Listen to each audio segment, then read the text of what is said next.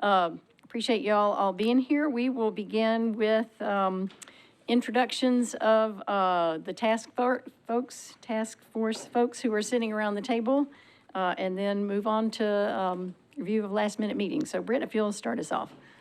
And name and who you represent. Yeah, I'm Britt DePriest. I'm the president of the Historic Germantown Neighborhood Association and a broker with Compass Real Estate. I'm Joey Hargis, the Metro Zoning Administrator.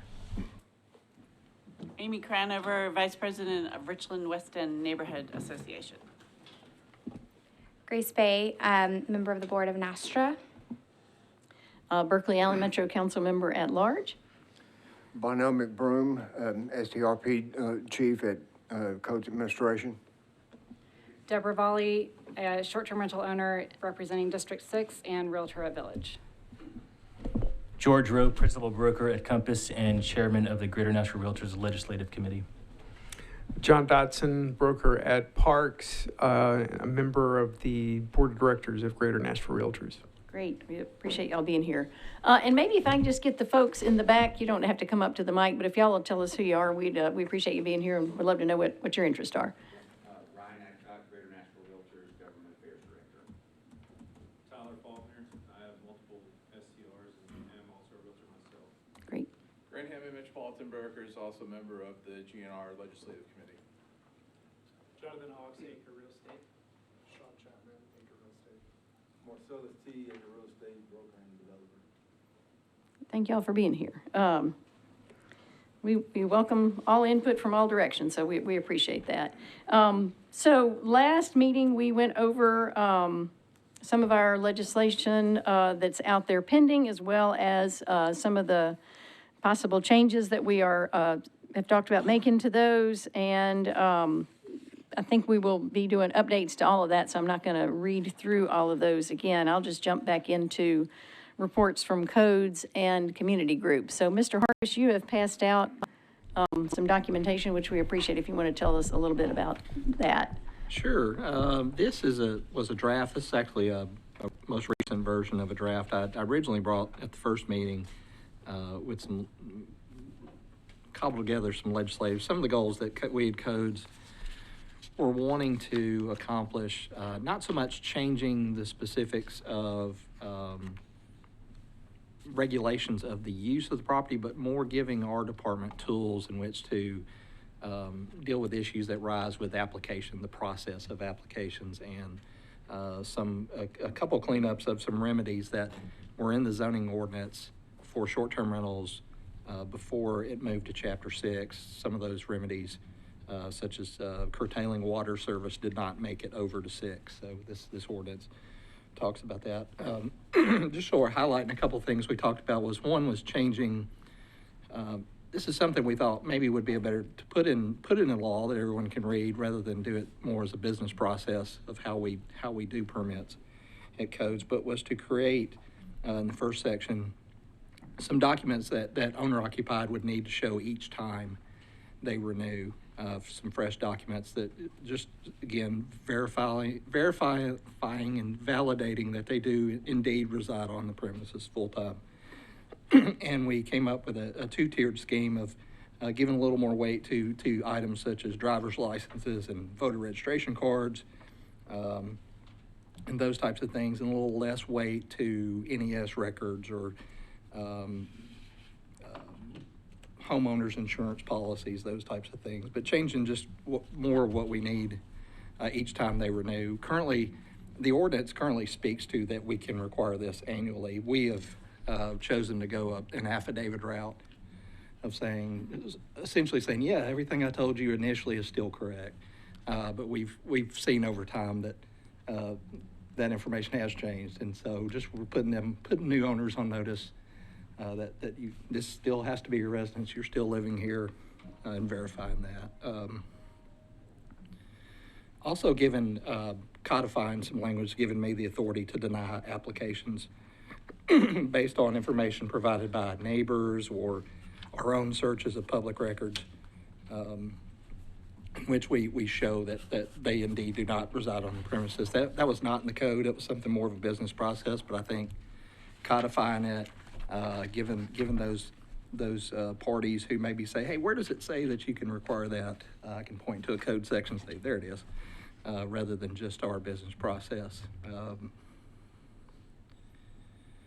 Again, that's sort of the gist of this text. I did not want to get into regulating the use of the property in this pass, because by doing so, we would be grandfathering the 5,000 plus existing permits in the county forever. So, whereas I can point to these and say, these are not use changes, these are business process changes. Gotcha. Okay. They would not be grandfathered. Appreciate that clarification. Any questions on this? And again, to clarify, all we're doing here is just trying to give codes more effective tools so that when someone comes in and applies for an owner-occupied permit, which is what is allowed in all, in our districts, with the exception of the ones that now have RNS zoning, that they are indeed actually an occupant of the property. I think we have established, anecdotally at least, that there seem to be fewer problems when the owner is present or returning soon and gets to deal with any consequences of inappropriate behavior. And so this has been an issue that has been a little bit difficult for codes to deal with, so hopefully we are giving them some tools to be able to follow up effectively on ensuring people actually do live and feel responsible for and are accountable to their neighbors. Yes, I just did want to add for the record, because there's been some recent discussion that Metro's trying to get rid of owner-occupied permits. There's no intention of that whatsoever. That is correct. This does nothing for that. It simply gives you more tools to ensure people are telling the truth, which is a great thing. So I appreciate that. Any other comments or questions on this? Anything else from codes, Mr. McBroom? Anything you want to update us on? No, I'll just reiterate that we're aware of no legislation or ordinance that is pending that would curtail short-term rental properties. Thanks for that reiteration. And we'll come back to why that's an important statement to make repeatedly in a second. Community groups, any new input or interactions with community groups, just in terms of updating them on what issues we've talked about, or legislation that we are contemplating either changing or introducing? We had some questions about what the excuse me, the status of Colby's bill. I think it was 2019-78, and is that going to need to be debated and voted on again, or is it an administrative thing where it'll just get moved to the new section of the I'm code? going to ask Mr. Hargis, the lawyer in the room, to help me answer that question. The bill that's referred to was one that was passed through a legislative process earlier at the very beginning of this term, that simply created the similar kind of process we have for beer permits within 100 feet of a park or a church or something like that, that creates a waiver process. If no one shows up and says that we care, then they get the permit regardless.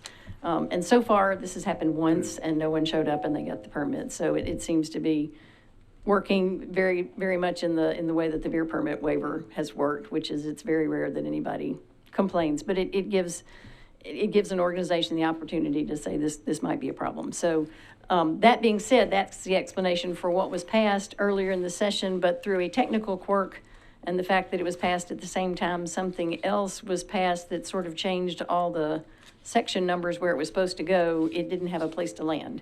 And so, Mr. Hargis, can you answer that from a legal standpoint? Yeah, we've been in discussion with Metro Legal. The ordinance had passed, although it's not codified in Chapter 6. It's a text change is coming to put it there, but we are enforcing it as it was written and adopted by the council. And the timeline for that essentially is the council took up the bill to move all the short-term rental regulations from Chapter 17, which is the zoning ordinance, over to Chapter 6. And then immediately after that, or the next piece of legislation came in, altered the distance requirements to schools. In Chapter 17. In Chapter 17, but we just moved it to 6. So from the standpoint that the ordinance was signed by the mayor, it is in effect. But we're working with legal on getting that moved and stuck in Chapter 6 where it should be. One recent thing we've had with that, questions concerning spacing from schools, is whether colleges and universities are schools. They are not. The intention of that bill, and Metro Legal sent me a legal opinion validating my opinion, is that the intent was to protect minors, not adults, from the separation distances. And when we read through that, it says schools and its associated playgrounds, and it talks about, and I know surely that universities might have playgrounds, but it was intended to protect minors from that distance separation. One thing that we've experienced with that is, in the case of an HPR, the property line is essentially the foundation of the house. So it's not the property line itself. So that can certainly make a big difference in how close something is or is not to a school or church or like that. And it should be measured from property line to property line, not from structure. So there is there's some precedent from the zoning code standpoint. We apply setbacks from the common area parcel boundaries. And I think we've applied those 100-foot spacings from that common area too, as though on your traditional fee simple lot, we take the perimeter of that rather than the building footprint. But I know Mac can probably address that a little bit more too. Yes, the HPR regime is set up so that there is the grounds exterior to the building that are part of the parcel or lot are considered ownership in common. And that boundary at the edge of the lot line is actually where the calculation begins. Okay, other questions? Thank you. Ms. Valley? It's Deborah.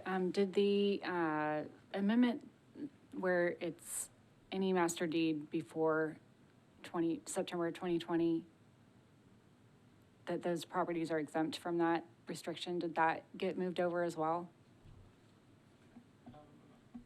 That I'm not certain on. If it was part of the amendment of the ordinance that the mayor signed, it will get moved as well.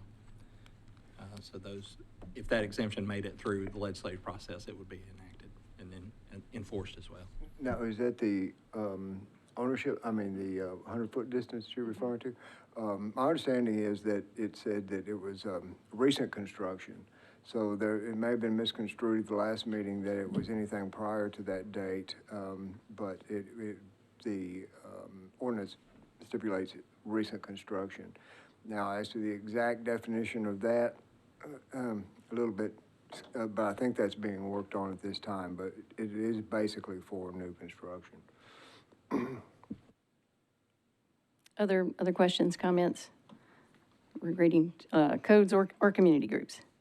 I had one question that I had raised, and Mr. Herbert has partially answered this in an email to me, which I appreciate. But one of the, much of our discussion has centered around the few number of properties that cause problems and that are disruptive to neighborhoods. And I think everybody in the room agrees that if we could deal effectively with those, that would make much of all the other discussion moot. And part of the difficulty is that often the issues that come up after 5 o'clock or on weekends. And the standard codes inspectors are not working at that point. I'd asked Mr. Herbert if there is more of a possibility as this and my dark skies lighting ordinance, which also has to be enforced after dark and on weekends, if there can become a more official way to have someone who is, at least on an intermittent basis, officially enforcing some of the codes that have to be enforced at that time. And Mr. Hargis, I'm not asking you to answer for Mr. Herbert, but I will say his response was that there are instances where that does happen. It is not routine, but there are instances where that does happen. I had asked if we could ensure that this upcoming budget includes salaries for people who might fulfill that duty. And he informed me that there is a personnel study going on just in terms of how much more do we need to enforce codes, and that question is at least being included in that study. So that does not necessarily affect anything legislatively, but I just think that's important information to know that I think the more we can continue to make that request, the more likely it is that it will become part of standard operating, and that there's a mechanism in place to at least start finding out how to move towards a little bit more, that becoming a little bit more routine to happen after hours. Councilmember, I had pretty in-depth discussion with Mr. Herbert and Mr. Penn, the deputy director, and the only path that we can see forward to this would be something that would reinstitute something along the lines of the environmental task force that was in place, but is no longer, and is now defunct. But it involved a group which would be consisting of a police officer, a member of the fire department, because it would have to do with perhaps large crowds and perhaps over occupancy. And at that time, it included a member of the health department for any health violations, and then a member of property standards to note and cite any violations in terms of property standards and safety issues. But the only way that they can see a path forward for that is if it would be authorized through an ordinance and funded. But they also said that in their view, due to the safety factors, the training factors, in terms of dealing with crowds and also dealing with perhaps people that might be drunk and disorderly, that the police would definitely have to be involved, because we simply do not have the training or the budget for the training for that type of personnel. They would be happy to entertain any discussion that the council members would like to have with them concerning that, but at this point, their view is that's the only path forward. It would have to involve police officer. Unfortunately, we know the constraints that are placed upon the police department at this time. And similarly, due to all of the activity that's taking place in Metro Nashville at this point, the fire department is somewhat strained as well. So I say that to say I can't see where purely codes administrative people would be able to carry out that function. That's helpful to understand. Thank you for that clarification. Well, I may talk with you offline then about what that would look like, and if that's even feasible to talk about. I mean, I think we all agreed that enforcement could be helpful in just reducing the incidence of disruptions, which is everyone's goal. Okay, so legislatively, I broke this down this time into sort of legislation and then website revisions. We've talked about the occupancy legislation already, so I appreciate that. Any further comments on the occupancy legislation? Okay. And that also deals with an enforcement issue that is helpful. I have one that is new, and again, has a big question mark at the end of it. Mr.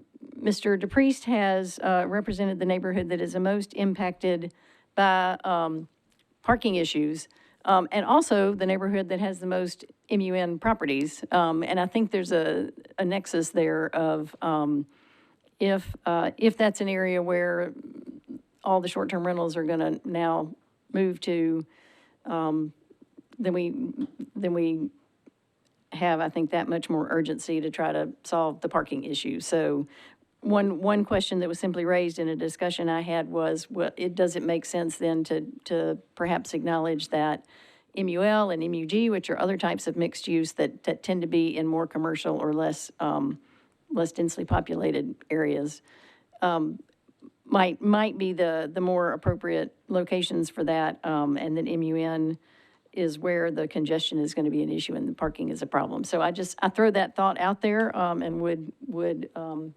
entertain comments and thoughts, again, in connection with the parking issue, which I think is the one sort of remaining piece of pending legislation that this group still has not come to consensus on. So I just throw that one out there as one more possible tool for trying to solve an issue that has affected quality of life in at least one part of town where short-term rental permits are still highly sought after.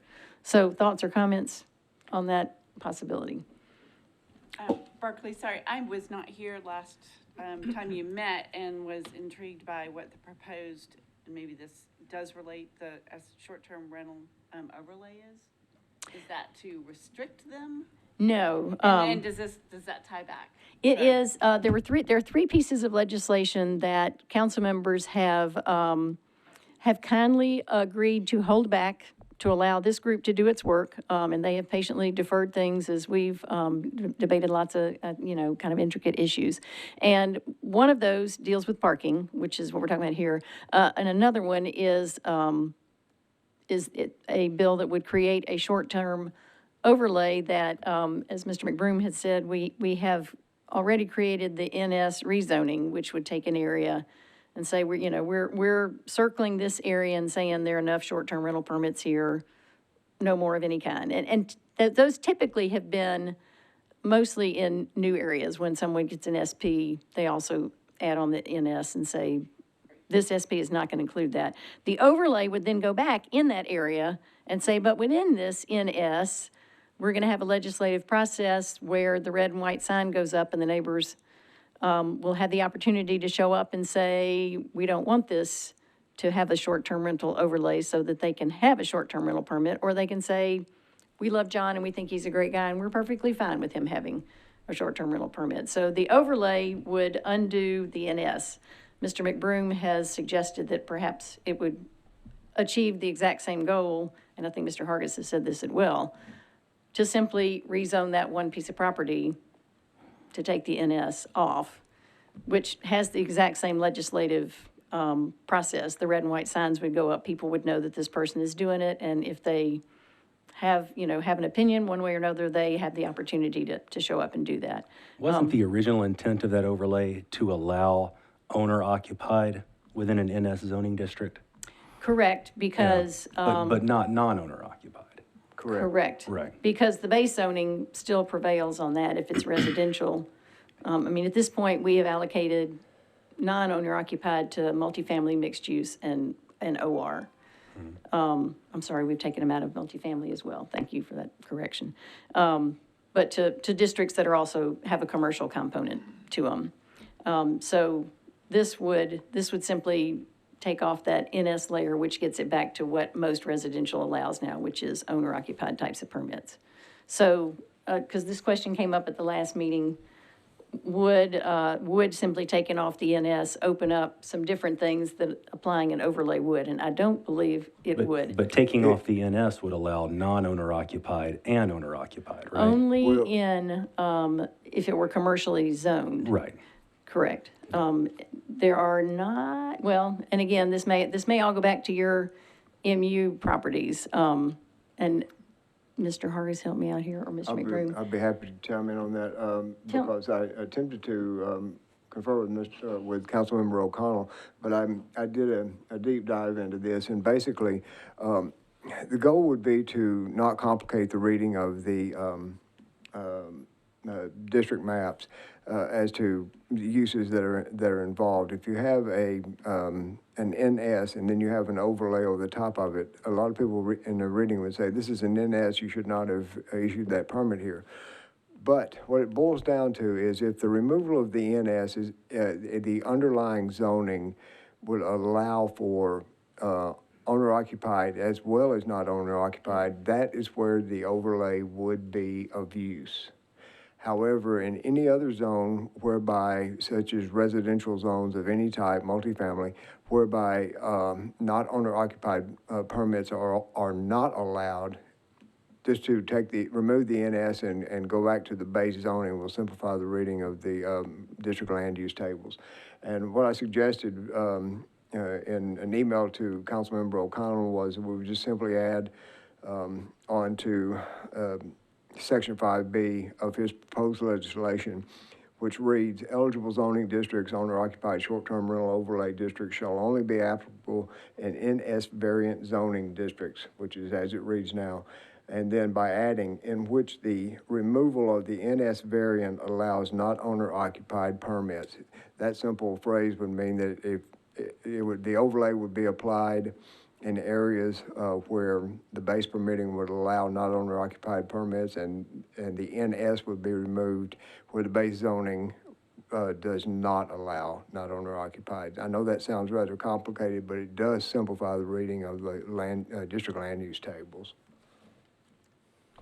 We had some conversation internally about this, and with respect to the process, it's not as simple as just go have the property rezoned. It starts with, is the council member even going to take it up and bring it to the floor or not? And if they don't, it just doesn't happen. So if we're going to be looking at making these exceptions, from our standpoint, it seems to make more sense that we would go through the process in more of a macro way, that's what you're sounding like to me in doing a short-term an STR overlay is a more macro way than trying to go property by property. I'm gonna ask the codes folks to help me out. This particular, I mean, in general, when I think of overlays, I think of large swaths, and in the day two overlay that we passed, we specifically said it had to be a minimum of 30 lots. This does not specify a minimum. I believe it was created as a tool that could be used single lot or multiple lots, either way. Yes, it is. Just as a rezoning can be single lots or multiple lots. It is for a very specific and defined parcel or parcels which have to be connected. So it would be a portion of an NS zone that would be affected, and it would be for a specific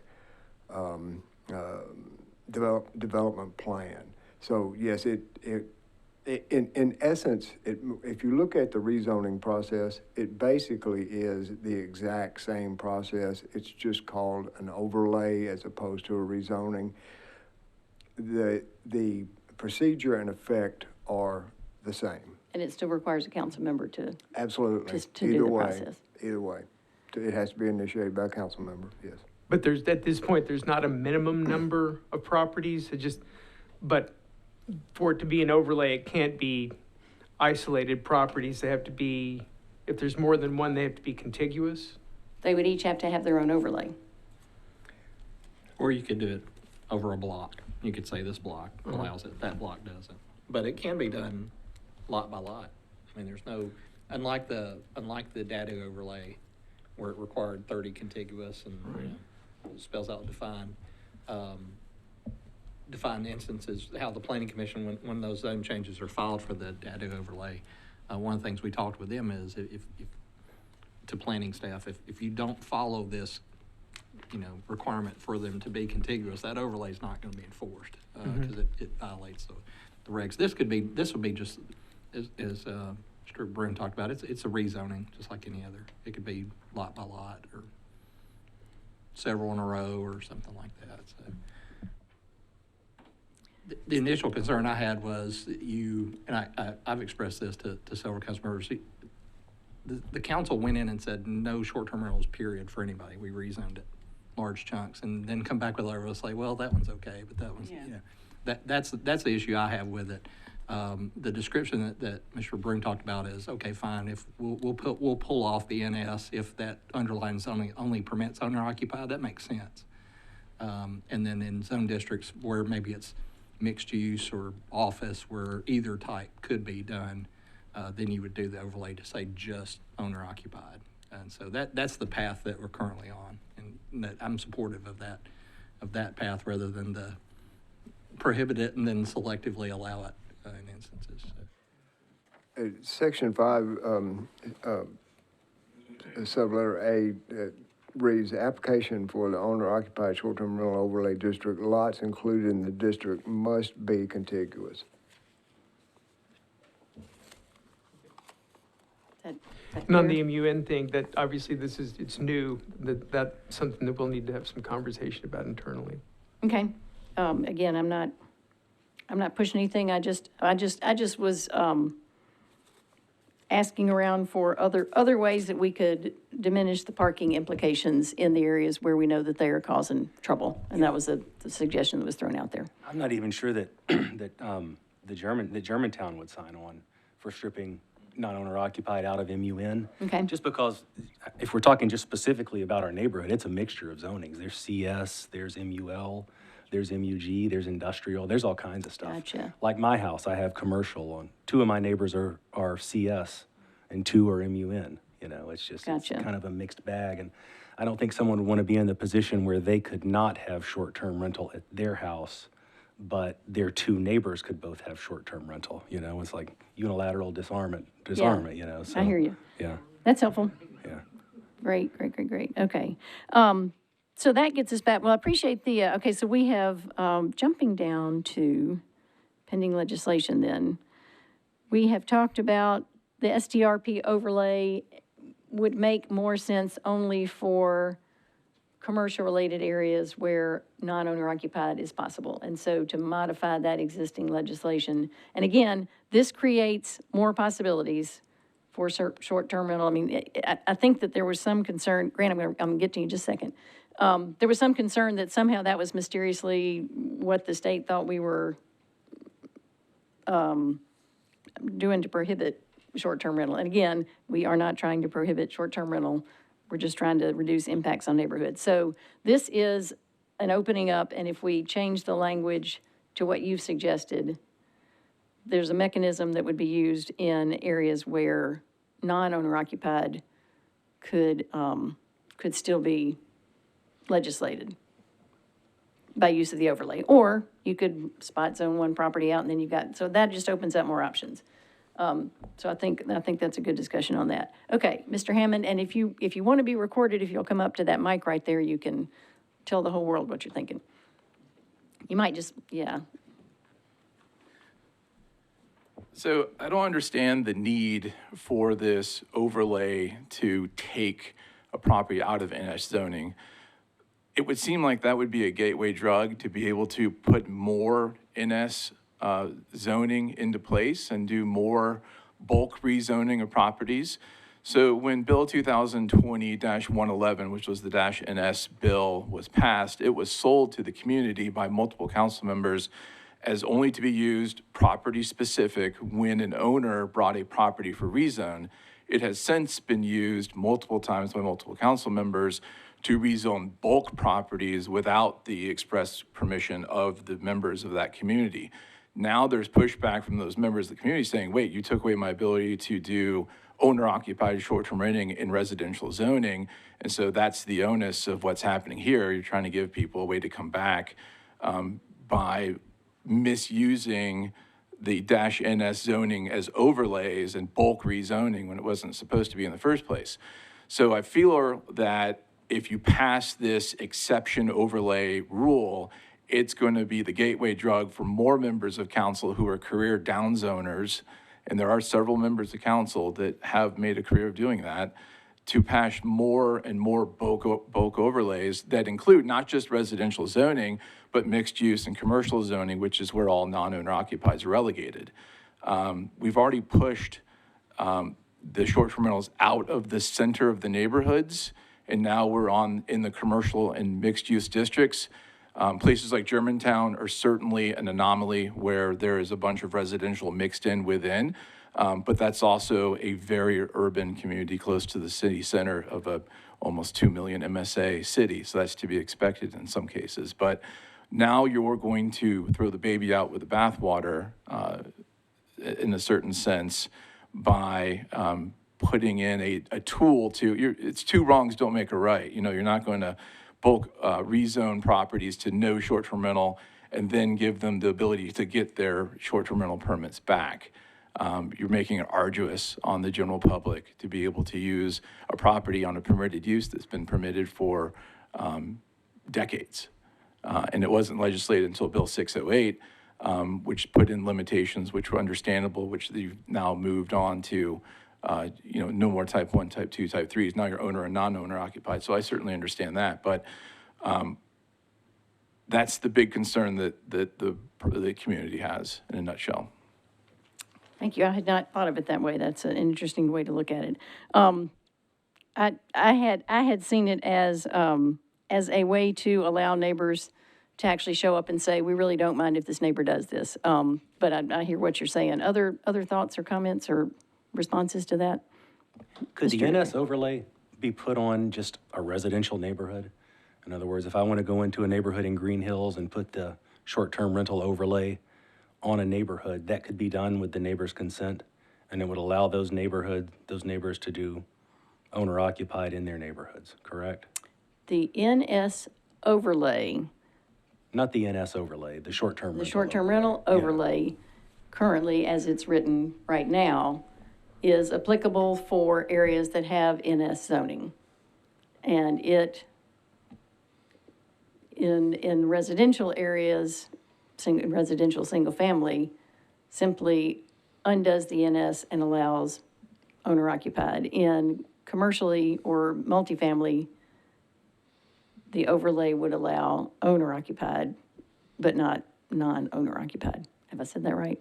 Yes, that's correct. In any residential or multifamily zone, the removal of the NS would allow for owner-occupied permits because not owner-occupied permits are not allowed in that zone, underlying zone. And underlying zones where the not owner-occupieds are allowed, the owner-occupied overlay would be applied in order to have owner-occupied permits in a NS zone, but excluding not owner-occupied permits, which is the purpose of the overlay. Okay, thank you for that clarification. Other questions, comments, thoughts? Ms. Crownover? How would that affect an SP project that is, been approved, and neighbors have, advocated for no short-term rentals, and the SP has incorporated that? Could that then be undone? No, I can tell you that the SP zoning governs the use of that property regardless of what comes later. And we've had that in instances too, where, the SP, we've had arguments, well, at the time we did our SP, there was no such thing as a short-term rental permit. And so we should be allowed to do that. And my position has been no, go amend your SP to allow short-term rental if that's your intent. But just the omission of it, either because it didn't exist or we didn't discuss it, we're going to apply the SP as written. So this overlay, if it were to happen to come upon an SP property, the SP would still govern. Gotcha. So where we are on these existing pieces of legislation, I'm just going to run through them again. The proposed distance requirement is already law. Through a quirk, it doesn't actually show up, but it technically is law. So when the next something short-term rental gets passed, we will try to time it so that everything lands at the same time. So Mr. McBroom only has to have one more page to his notebook instead of 5 more. That's part of our goal here. So that's that one. The parking requirement was before the council. It's now been deferred to April 19th.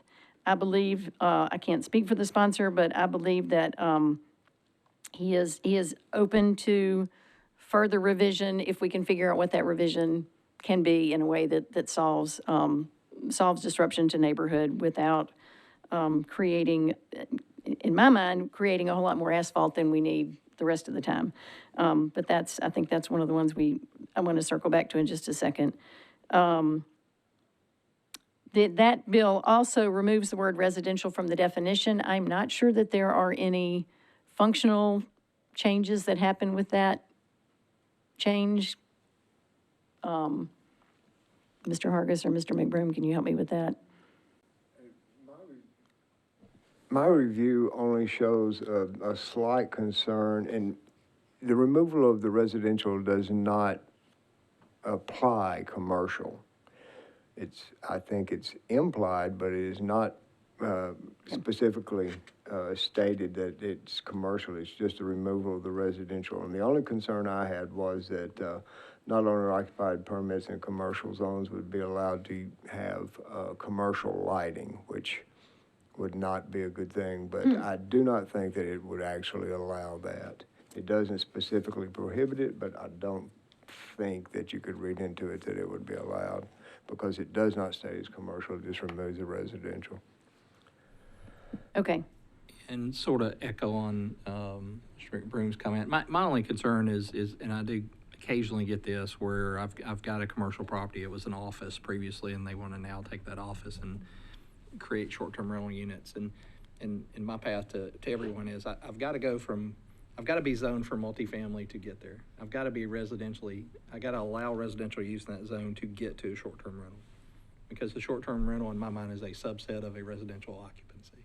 You know, it's not its own occupancy that stands alone like, you know, restaurant, bar, those types of occupancies. It's listed in the land use chart that way, but it's never been applied in that manner. So for instance, I'll give you an example. In CS zoning, multifamily is only permitted on lots where the majority of street frontage is on an arterial or collector. And, you know, folks are wanting to buy these, and partially, you know, because the RMs have been taken out, we're looking, you sort of squeeze that water balloon, they're gonna go elsewhere to find these properties. And now looking at properties in which it doesn't qualify for residential use. But, you know, land use chart says, well, it's permitted with conditions. Well, the biggest one for me is you got to be residential to get there. This is a residential occupancy that's occurring there. So I just want to be mindful if, and I've not seen the specifics of this, if that removal of residential language, we don't want to bypass that to get there. Because here in codes, we want to be sure we change the occupancy to residential and then come get your short-term rental permit after you get your final inspection. I'm looking at the language, and it says, be amended in two different code provisions to remove residential from the definition. This use is already considered a commercial use under Title 17. I'll need to get with the sponsor and talk about that. Okay. If we're talking from a tax purpose standpoint, no issues. If we're talking from land use, I do have some concerns about that. Okay, so Mr. Hargis is going to follow up on that one. That sounds great. Okay. And then we talked about the overlay, and you've got an improvement on the language that would make it more clear. And is this group in support of that change to the language? And what that would do would, again, I'm asking input from the group or input from your constituencies to bring back to our next and maybe final meeting. I do think we're getting close. On changing the STRP overlay to apply only in the commercial type of areas where there's an option between owner-occupied and non-owner-occupied, so that it sort of creates a third option there. Yes, I think, Okay. Again, that simplifies the reading of the district land use tables, because you will have people where permits are issued after the overlay is applied, and they'll say, this is an NS zone, and you issued a permit here, you should not have done that, and then you have to explain, well, it's an overlay. But if the NS is simply removed, it's very clear and straightforward that. Okay. Okay. I think what I hear from this group is clear. I've also heard from the industry, and we appreciate your comments as well. So that's I think that and parking are the two things to ponder. I do want to take a little bit of time to talk about the proposed state legislation, which we thought had died in committee, but somehow has risen again. And we feel that this is problematic because it undoes a lot of very hard work that we've done at the local level, and I feel like we've worked hard at the local level to come to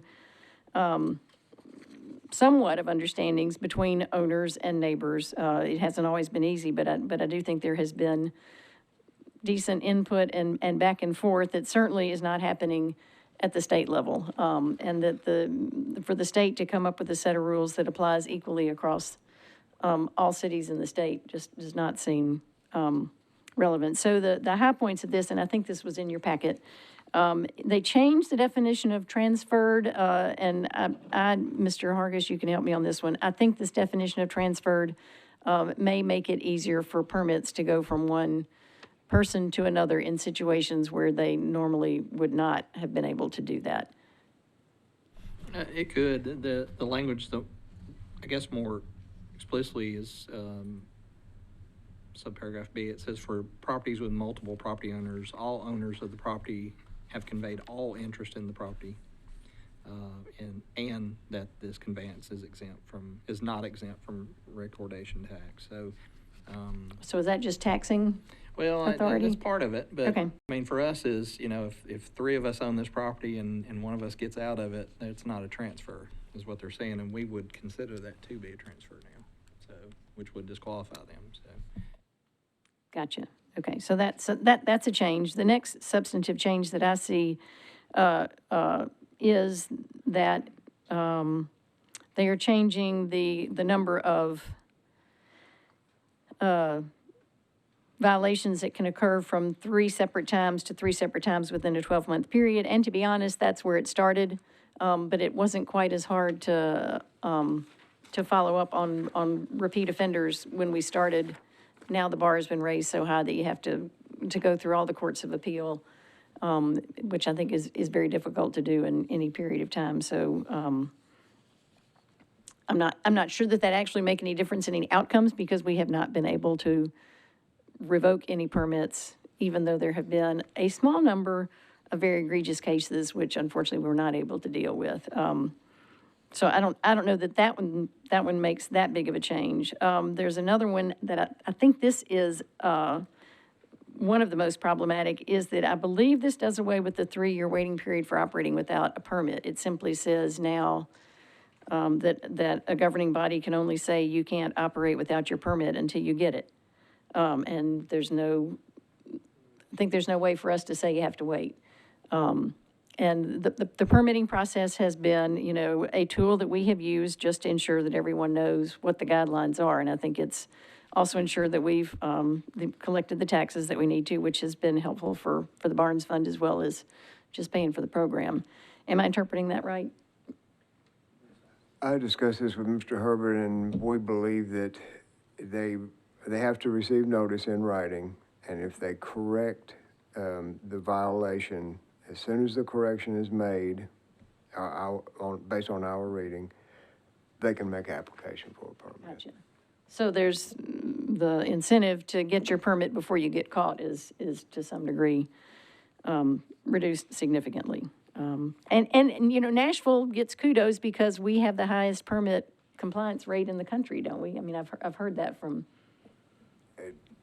By all indicators I have, That's yes. what I've heard. So our owners are doing a good job.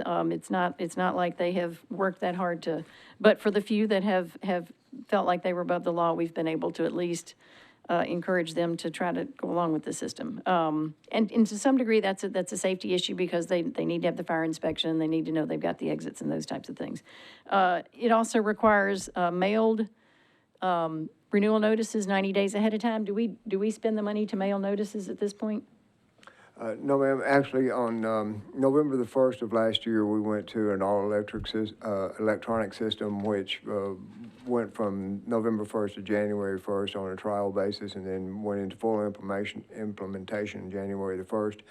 We have a email notice that is sent at 60 days and then again at 45 days, and it is sent to the owner of the property, whose email should be on file and on the permit, as well as the property contact, if in fact such exists, which could be a property manager or a designated person to be, for not owner-occupied permits, a person that's designated to be within 25 miles distance and with their phone on at all times the property is rented.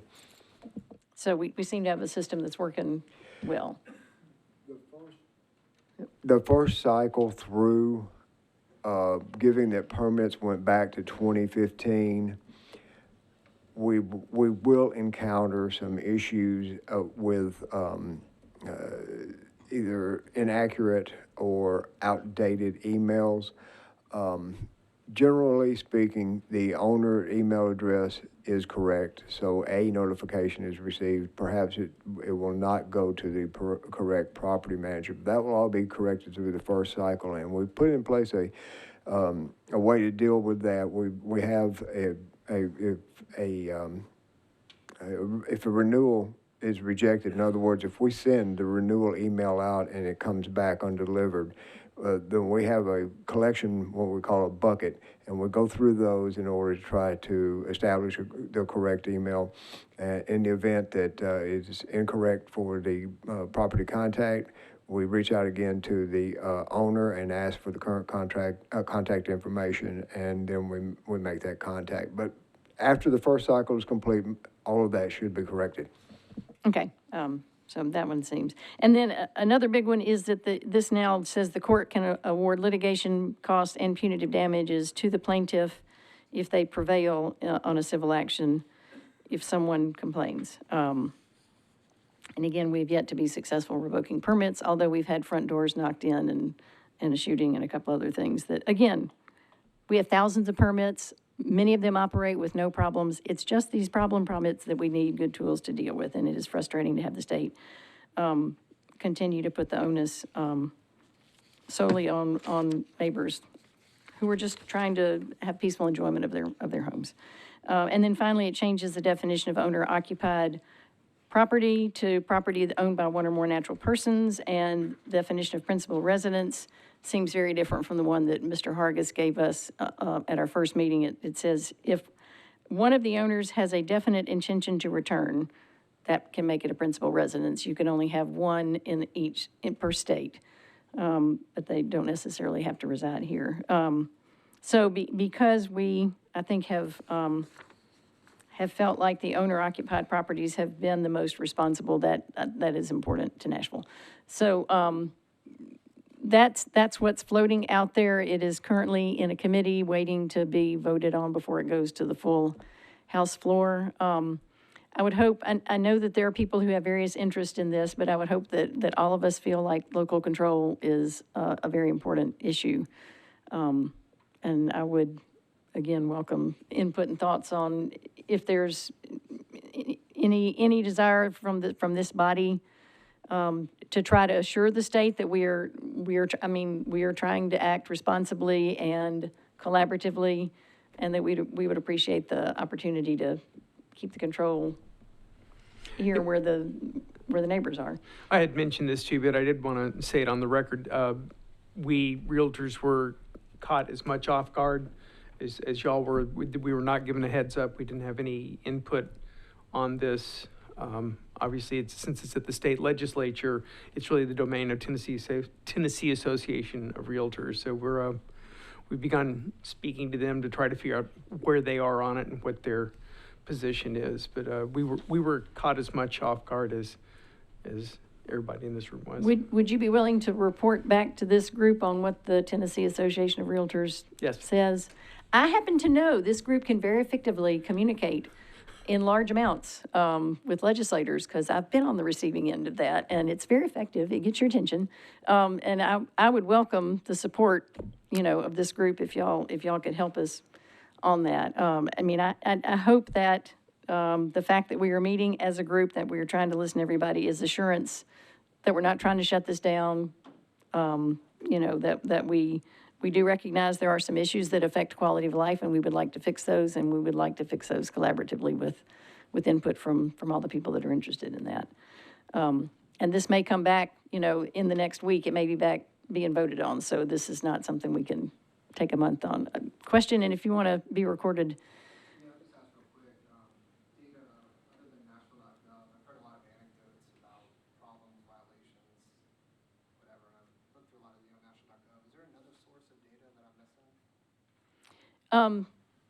Mr. McBroom can direct us to where that, and I believe you've kind of collated some of that stuff just to determine where problems are. I believe Nashville.gov is probably the most comprehensive place to do that. Can you tell us where the best place is to get information on violations and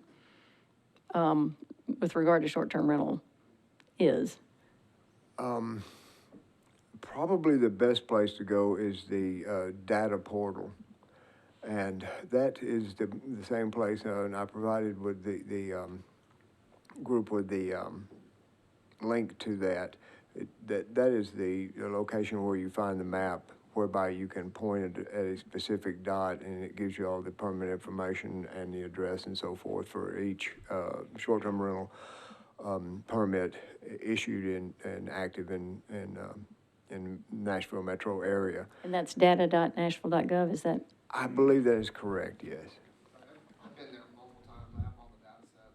The piece that I'm missing is the Granicus, the number one place I get from people report That is not available to the public, no. Is that collated? So you can go to the open data portal and ask, you can put in a request and say, it would be really great to have this data set available. I mean, they don't create everyone immediately upon it's being asked, but you can request that. Does anybody here have access to it? Or seen it? Does anybody- They are a Metro compliance contractor, but they also recently have taken on, actually, it was host compliance initially, which was our compliance contractor that we've had for about 3 years now. They were purchased or bought out by Granicus, which offers entire suite of services to governmental bodies and agencies. They do various aspects of Nashville, Metro Nashville IT now. They do the YouTube for this recording, I think, is available through that venue. But in any event, the portion with which we deal in terms of compliance is a contract. And so the information, the compilation of those types of statistics at this point is only available to Metro employees.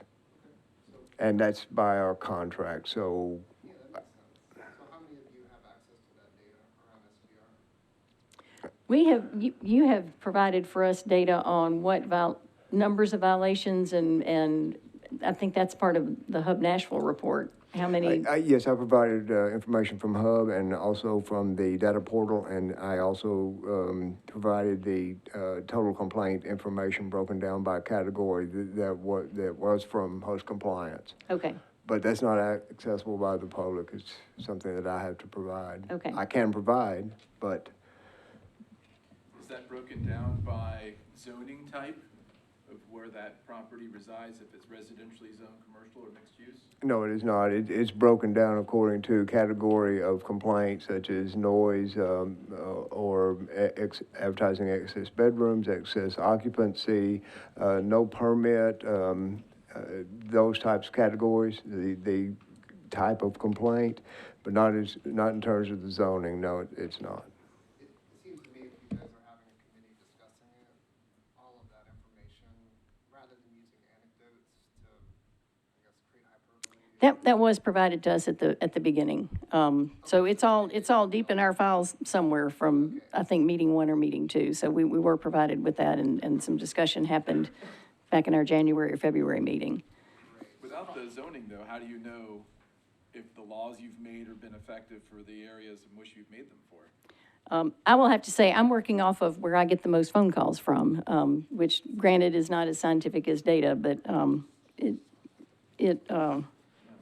it gives me a starting point at any rate. And we can refresh on that data if that would be Yes, possible I have for the our next data meeting. available. I'd be glad to let you view it, but I would also like to point out that the state passed a law that took effect in May 5th of 2018, which the Metro Council had passed a very good ordinance that took effect in February of 2018, and it basically just wiped it out. So what it said, what that state law provided, and we have to enforce by, is that the ordinance that was in effect at the time the permit was issued is the ordinance that governs.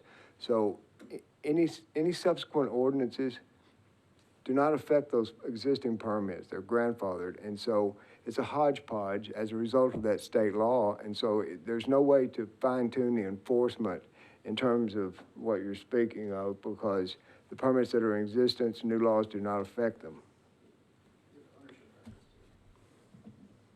Beg your pardon? Ownership records, right? So date, history, title transitions, transfers. But if when a permit was issued and currently non-owner occupied are not transferable. No permit is transferable. Right. So an owner occupied, a new occupant could apply for it. So in that sense, there could be new ones, but.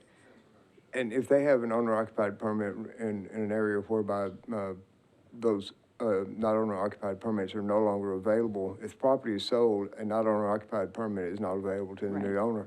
But the existing one can continue in perpetuity.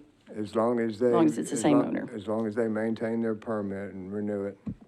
And I think the point of the concern is, you know what the complaints are, you just don't know if it's a grandfathered residential permit that's your most egregious. I would assume that noise complaints are probably the greatest number of complaints that you get, and those are likely in residential zoning predominantly, and so is that a grandfathered residential permit for which you've legislated out for the past over 3.5 years that there are no new non-owner occupied permits there? That sort of data would be very helpful in making new laws for a city of this size. So, so, over- I'm recognize Ms. Valley. yeah, so overwhelmingly, what we kind of saw, and I have a copy of that data I can share with you guys, but from the meeting, but really overwhelmingly, we saw that we're very compliant. So actually over 95% compliant. And so that kind of brought up a lot of, hey, why are we, what are we doing this for? And so that's, so that's what we've been discussing over the past few, couple of months. And trying not to make rules where it's not necessary and where the data doesn't really support the need for it. So that's really what we've been doing here over the past few weeks. And that's why we have not come up with any new legislation. And we've really gone through and said, hey, we don't think that this is necessary, what's being proposed. So And that's some kind of what we did was just provide better information on the website about how to communicate with owners to resolve problems. And seeing that a lot of the problems that, according to codes, is that it's coming actually from illegally operating owner-occupied, not necessarily the non-owner occupied properties. So making sure that we're not creating an issue where there isn't one. Thank you for that clarification. Yes, sir. Green shirt, then blue shirt. Yeah, that's what I was wanting to ask. Blue shirt. Is this data cross-checked with owner-occupied versus non-owner-occupied? I mean, you mentioned the grandfather properties, but are you even looking at active permits versus, the over 2,000 illegal operating Airbnbs right now? I mean, that's the kind of data that I think will truly address the problem. The state law will not give us any kind of recourse for illegally operating now. When we point out to them that they are illegally operating, they'll go, oh, heck, I'll get a permit now. So our goal is simply to have put good rules in place that encourage people to pay the hotel motel taxes and be good neighbors. And as you have pointed out, of the 5,500 permits that are operating, almost all of them are being good neighbors. But if you live next to the 5% that are not being good neighbors, through no fault of your own, you are having to deal with things that are very, very, very disruptive. And that's the problem that we're trying to solve. And you're right, the more data we have, the better we can target who those problem properties are. So I appreciate the suggestion for data, but let's acknowledge that there are some problems, and let's do our best to ensure those neighbors that we care about that and that we are trying to solve those problems. Let's see, Mr. Green Shirt, then Mr. Blue Shirt. Yeah. Green Shirt. So as it relates to the state legislation, I'm curious, there seems to be like a year preclusionary period if you were to let an existing permit lapse before you can reapply and get a new one if your property was zoned appropriately prior to the lapsing of that permit. So by your understanding of this new state law, would those people then be able just to come forward immediately and get their permit reinstated if they're... Based upon our rating, and please realize that this is not passed, and changes will likely be made. But based upon our rating of the current documents available, we give them notice. They have 30 days to make the correction. As soon as the correction is made, they're able to apply for their permit if it goes through as written. Well, I think his question's different though. Yours is like, I stopped operating. Right. So there's a 3-year preclusionary period if you operated without a permit ever. But then there's a 1-year penalty if you forgot or didn't renew your permit for whatever reason and hosted guests during that unpermitted duration. Well, there's a little difference to that as well. There's a 3-year injunction if you operate without a permit, you are cited, you do not comply, and then a warrant is requested and issued by Metro Legal, and you're prosecuted in environmental court, and then the 3-year injunction comes in. If you have operated without a permit and you get your notice of violation, and within the remedial time period, the allowed time that's spelled out in the letter to comply, if you comply by that time, then there is no warrant, you do not go to court, that's when the 1 year is. Right. So my question is, the correction is effectively made when they stop operating without the permit. So is it your understanding, I'm with you, I'm not asking you to put something on the record that is, you know, is not concrete yet, but the correction has been made theoretically. They're no longer hosting short-term rental guests. So at that point, they've made the correction. Can they then reapply without seeing through the rest of their 1-year penalty for operating? Again, that is our understanding based upon the reading of what the information we have available. Yeah, the last sentence in the section of the statute talks about, including the citation of applicable portions of ordinance or regulations or rules or other requirements that shall not prevent an applicant from reapplying and being issued a permit if the applicant cures the deficiencies. Right, so it's cured the moment that they stop operating, I would assume, right? So there's no 30-day period or anything. A second follow-up on that, on the 95% compliance number, is that being calculated if, say, one property has one instance? Is that putting them in the 5% category? And the reason I ask that is because I think that the compliance numbers are actually much higher than what you may be giving them credit for. I think most of these properties probably host somewhere between 30 and 60 groups per year. And if there's one bad actor out of those 60 groups, then I would say that you have 99.9 something % compliance. And that doesn't, in fairness, that shouldn't, you know, forgive the owner. It's the owner's responsibility of the permit to oversee their guests. But I believe that the compliance metrics could be skewed much further downward just on a standalone issue. You know, if we had a murder at the Omni Hotel and that was a one-off issue, I don't think that the Omni Hotel would be viewed in the same way that a motel on Nolensville Road or Dickerson Pike that has constant issues would be. So Unless you were a guest at the Omni Hotel that night. Exactly, so sure, but so I think. Or you live next door.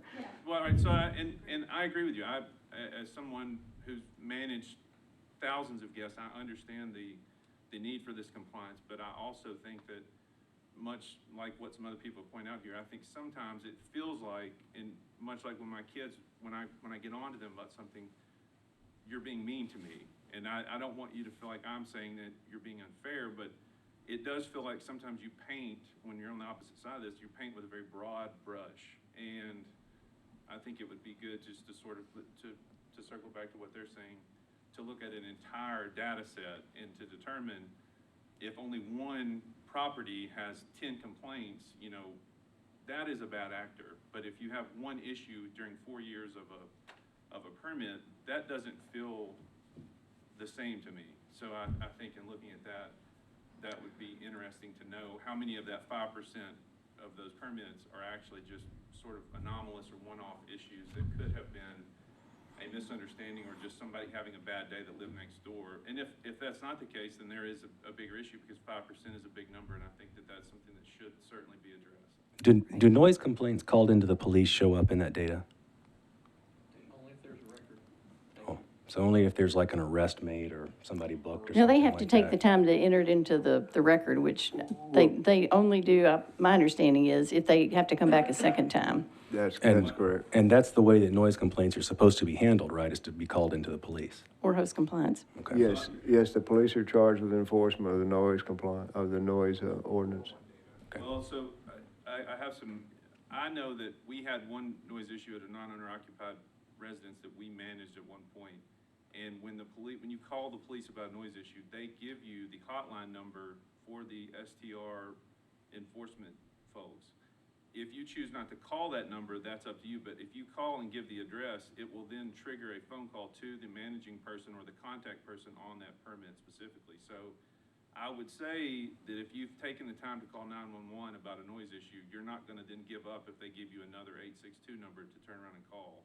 So I think at that point, I would say that that data is registered, because that, in that instance, we got a letter in the mail about 3 weeks later, when I think it was from Mr. McBroom, when he had time to parse through the violations. And after we were able to talk with the neighbor, I believe that violation was removed from that. But I think those are part of the data at some point, I would think, because unless that person just stopped at the police phone call at 2 a.m., which, if you're angry enough at that point, I doubt that would be the case. And I will say, part of our discussion here, as we said, is just to ensure that neighbors know how to get to host compliance, you know, whether that's through 911 or on the website. So, I mean, I think we've done some good work on making the website not just user-friendly for people who want to get a permit, but for people who live next door and just need to find out how to deal with things. So, I mean, that's part of the work that we have done, as opposed to saying, let's make more laws. Let's just make it easier to deal with the problems as they come up. Can I circle back to the Granicus thing for just a minute? Certainly. An understanding that they're a contractor, and by the contract, it's their obligation to disclose is somewhat limited. Is it possible for them to, as they collect the information, give you locations of where the complaints are coming from? You have to type in the address when you do the complaint. If you go to the Granicus, they have the STR complaint set up where you check the box of what you're complaining about, and then you type in the address. All that reporting is there. But the fact that it can't be produced for, you know, whether or not there's a Germantown parking problem with STRs, that's what we're asking. And there are two other additional data sources in data.gov. One is violations data, and that's also available. It has noise complaints, address, parcel numbers. And then the other data set is like 401 or call-in data. So there's property violations, and then there's like call-in. And those can be done in chart form or in map form, right? That's missing right now is where everything is being funneled to from a complaint perspective, and that's through Granicus. So as somebody, I don't have an agenda either. I'm a big fan of making smart decisions, especially if you're making laws around data and being informed and not using anecdotes. So that's it. No, good suggestions. We appreciate that. And I would say it's 7:15, and I'd like to try to be done by now. I had hoped we would feel like we were done. I feel like it's important for us to be aware of the state legislation. I hope that we've at least convinced this group, and that y'all will communicate with the state that we are not trying to wipe things out. We appreciate the suggestions about being data-driven, and we will ask Mr. McBroom if he can help us with further data as we continue this process. I would like to throw out, there's also another bill at the state that would allow people to rent out their swimming pool for the evening and some other things like that. We feel like this could raise a whole nother set of issues that may not necessarily be good for us. So again, realtors, if y'all can help us out on that one. It just seems like that will create more problems than it will. We have hotels for things like that.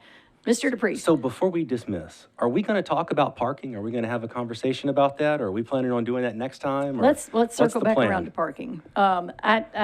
You tell me if I had correctly spelled out what I remembered you to have, or what I tried to write down correctly on what your suggestions from your group were on parking. That's One right. space per bedroom, One 1.5 for space- 2 bedroom, 2 spaces for 3 or 4, is that correct? Yeah, that's right. And then no reductions that are currently allowed. Based on mass transit and all that kind And of those stuff. types of Yes. things.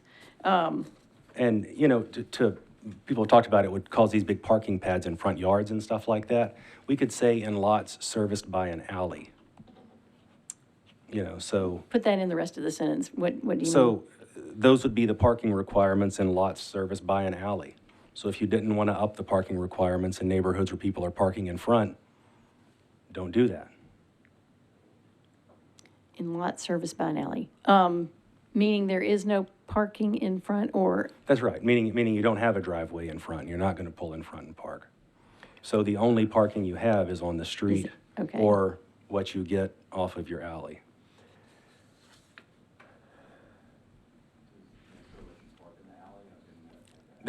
they'll let you park off of the alley. So you enter the lot from the alley, and that's where you have your garage or your parking pad or whatever you have. I would just like to remind you, though, that, again, this will have no effect on existing permits. Sure, but it'll have an effect. There's 5,000 now. How many are there going to be in the next 5 years, 10 years? You know, it will affect those, right? Well, I can't predict the future, but I would certainly say we have seen a leveling off to a certain, Like point. the velocity is not slowing down, right? It's ramping up. No, actually, we did see a bump over the last few months, but that was largely caused by the fact that we had the January 1st, 2022 deadline whereby not owner-occupied permits were being removed from multifamily zones. So there was a large rush at that point to make it under the deadline to get that. But now that those permits are no longer available in residential zones, we're going to see a drastic slowdown in residential zones. You will probably see an increase in zones that are commercial or mixed use, but that was somewhat anomalous due to the fact of the deadline. But all of the things we're talking about here only apply to New permits going forward. So parking's no different than anything else we're talking about in that regard. That's correct, that's correct. Okay, so you're suggesting adding in-lot service by an alley so that would all be If that would make located in people the, feel better, behind the, Sure. I see that as a significant improvement. Other comments, thoughts? Mr. Hargis? My only question, those parcels that don't have alleys, what do we do with them? We don't require it, is that what require you're? the I additional just parking? don't require the additional parking, Okay, I guess. okay. Just because I would think that in a lot that doesn't have an alley, most of the ones that do have alleys, you're going to be constrained by a sidewalk in the front or a curb, which is going to make it less likely for you to be able to pull in to the front of the lot to have additional parking there. And so at this point, rather than requiring 4 parking spaces, the max that you're asking for is 2, is that correct? Yes. Would it, I know we've already talked about overlays in this meeting, or you've already discussed them at length. Would it be possible to identify these neighborhoods where there actually are issues and potentially put in some sort of parking overlay for short-term rentals just in those specific areas where there has been an expressed issue? So rather than there being like a -NS overlay, could there be like a -PS where it's a parking STR overlay where you could then require a very specific parking mandate and that could go zone by zone, thereby not causing such a big headache on the zoning or codes enforcement side, but also providing protection for people that do live in those neighborhoods and not creating an environment where they have to be against something that maybe wouldn't otherwise be a problem in their specific neighborhood. Possibly, what would that look like? Again, we're now talking 2 parking spaces as opposed to 4.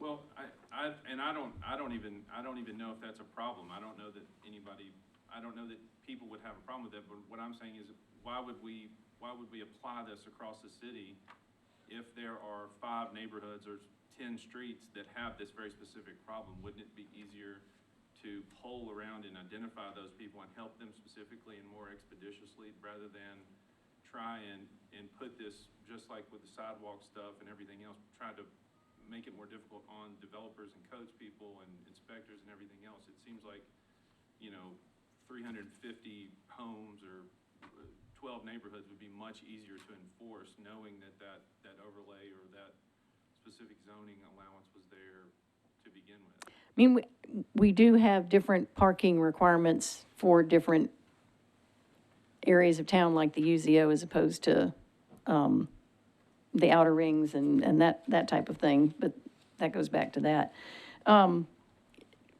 I think I need to talk with a codes or planning person to ask about the overlay question, which we can certainly do. And I appreciate the alley, I'm not sure what the word is, but that adding that in as a condition. But is something like that, assuming there's not an overlay, which we'd be fine with an overlay for parking or something like that, is that something that GNAR would, is there any room for talking about that, or is it just no alterations to parking? There's not going to be a parking requirement that we're going to support.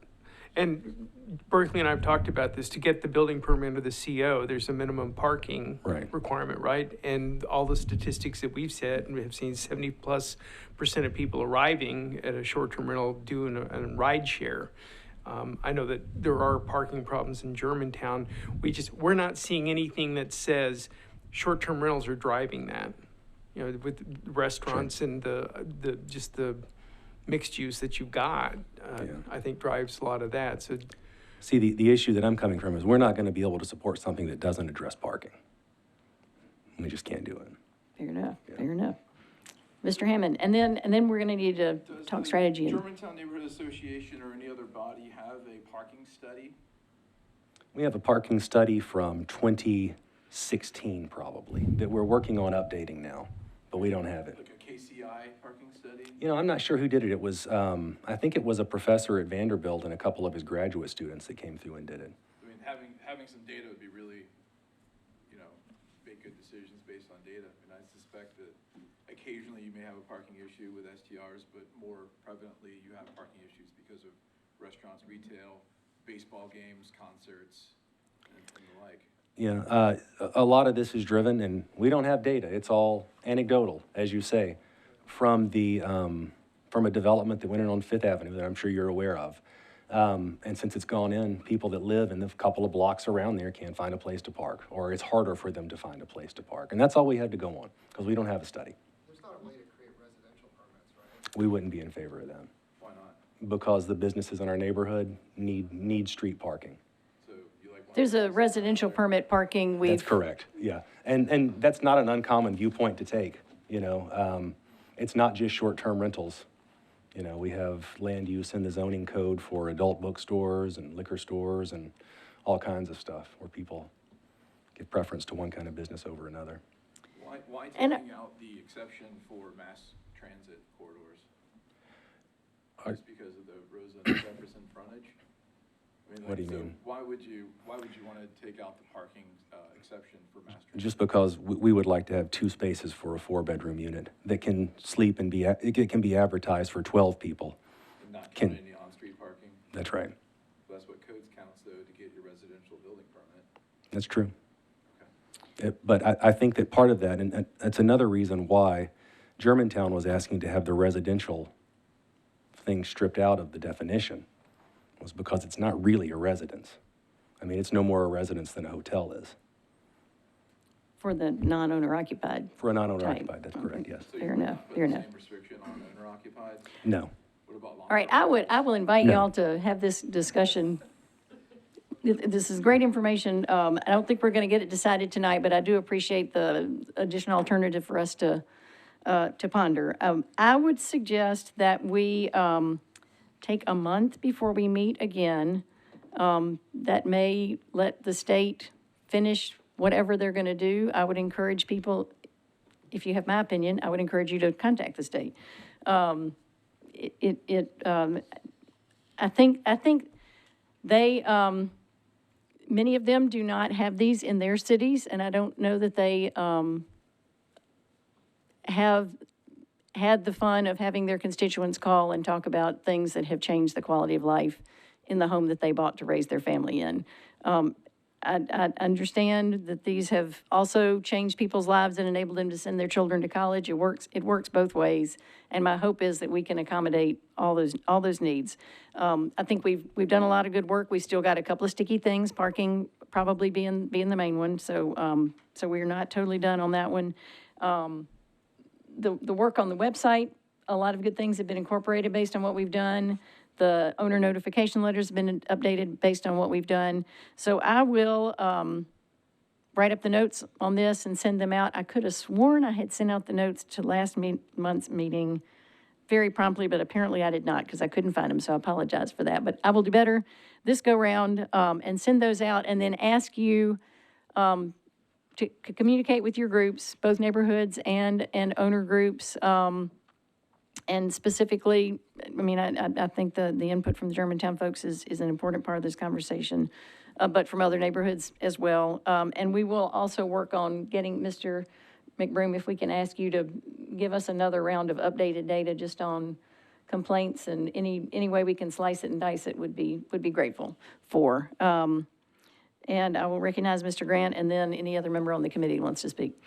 Mr. Grant One Hammond. last comment. The data set that Mr. McBroom has provided to us that has complaints listed by address, 6 of the 7 cannot have non-owner occupied. These are residentially zoned properties that are getting the mass majority of these complaints.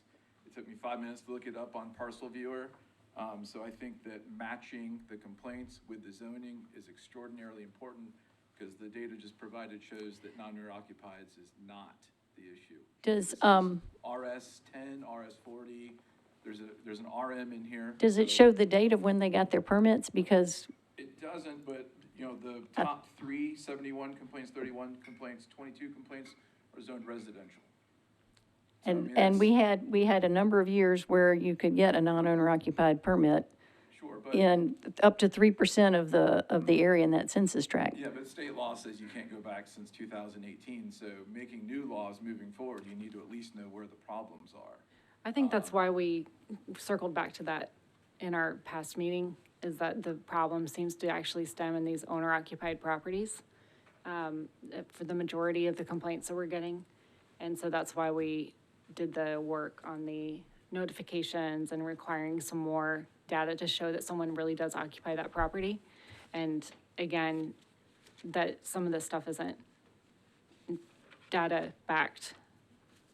Some of these bills that are being introduced are not backed We're a with big data. city. We should be Right. data backed. We shouldn't be Right. based on opinion or how Right. we feel. Yep. We're not a small town anymore. So I just wanted to let you know, we did also see that same information. appreciate that. And came to that same conclusion. So. Yeah, so appreciate that. So I would suggest that we reconvene in April. Where are we now? 1, 2, 3, April 20th. Yes, that would be a Wednesday, April 20th, 6 o'clock. And my suggestion would be that we have anything we think that might look like something we would want to put in front of the council, written up for comment and observation. And that, again, any input you can get from your community groups, I may make a deliberate effort to do more of a neighborhood roadshow, because, we have neighborhood representatives here, but y'all represent, there's some other neighborhoods that I want to make sure are aware of the conversations that we're having as well. So I will work with other council members on that one. Any other closing comments or thoughts? I appreciate the discussion. This is a complex issue. We acknowledge that. We hope that people from other cities acknowledge how complicated this is, and that it should be decided by each city. And if anybody has any influence over that, I would certainly ask you to communicate with legislators along those lines. Any other comments or questions? Thank y'all for your time. We are adjourned, and I will see you on write that down, April 20th.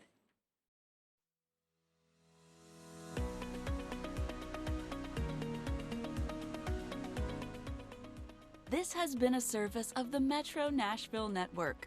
If you would like to see this presentation again, or for more information on this and other programs, visit nashville.gov.